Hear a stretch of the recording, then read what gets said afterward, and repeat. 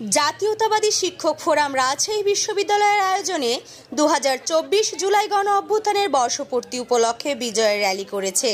সোমবার 11:15টায় বিশ্ববিদ্যালয়ের সিলেট ভবনের সামনে থেকে শুরু করে ক্যাম্পাসের বিভিন্ন সড়ক প্রদক্ষিণ শেষে জোহা চত্বরে এসে শেষ হয়। এ সময় বিশ্ববিদ্যালয়ের জাতীয়তাবাদী শিক্ষক ফোরামের সভাপতি, শিক্ষক ও কর্মকর্তা কর্মচারীরা উপস্থিত ছিলেন।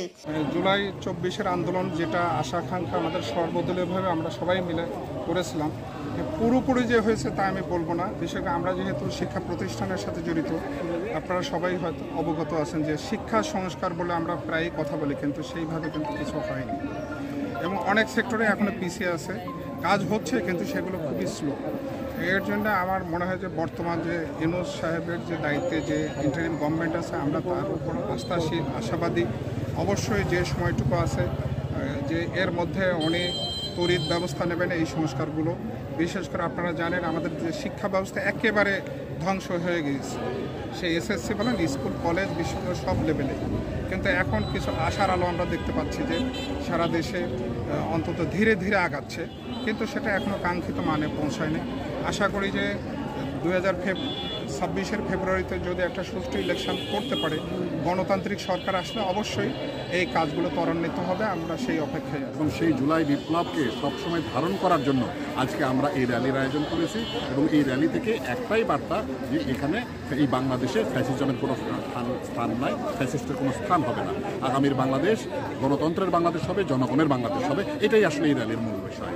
যারা শহীদ হয়েছেন তাদের আত্মার মাগফিরাত এবং জান্নাত নসিব করুন, তাদের যারা আহত হয়েছে তাদের সুস্থতা কামনা করছি এবং সেইটা সামনে রেখেই, যদিও আমাদের এই এক বছরে আমাদের স্বপ্ন এখনও পূরণ হয় নাই, যে 17 বছর ভোট ও ভাটের সংগ্রাম করেছিল এদেশের জনগণ, সেটা এখনও পূরণ হয়নি। আমরা আশা করব এই অন্তর্বর্তী সরকারের মাধ্যমে একটা গণতান্ত্রিক পন্থায় একটা নির্বাচন হবে, সেই নির্বাচনের মাধ্যমে একটা গণতান্ত্রিক সরকার আসবে, যে সরকারের মাধ্যমে এই ছাত্র জনতার আন্দোলন সফল হবে এবং সেই প্রত্যাশা পূরণ হবে। এটাই আমাদের আশা আকাঙ্ক্ষা। 24-এ যেটা বিপ্লব সংগঠিত হলো, আমরা মনে করি এটা 71 সালে যে আমরা স্বাধীনতা যুদ্ধে সংগ্রামে ঝাঁপিয়ে পড়েছিলাম, সেটা স্বাধীনতা যুদ্ধের অর্জন আমাদের।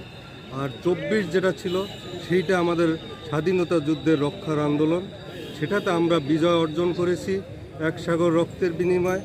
আমি সর্বপ্রথমেই সেই 24 জুলাই যে বীর সেনা যারা শাহাদত বরণ করছে তাদের রুহের আত্মার মাগফিরাত কামনা করছি। সেই সাথে আজকের আমরা দীর্ঘ সময় ধরে, দীর্ঘ 17 বছর যে আন্দোলন করেছি, সেই আন্দোলনের বিস্ফোরণ ঘটেছিল 24 তারিখে। কিন্তু আমরা সেই 24 তারিখের যে কাঙ্ক্ষিত বিজয়ের ফলাফল যেটা সূচিত হয়েছিল, সেইটা আমার কাঙ্ক্ষিত বিজয়ের ফল আমরা এখনও সে ফলটা আমরা ঘরে নিতে সক্ষম হইনি।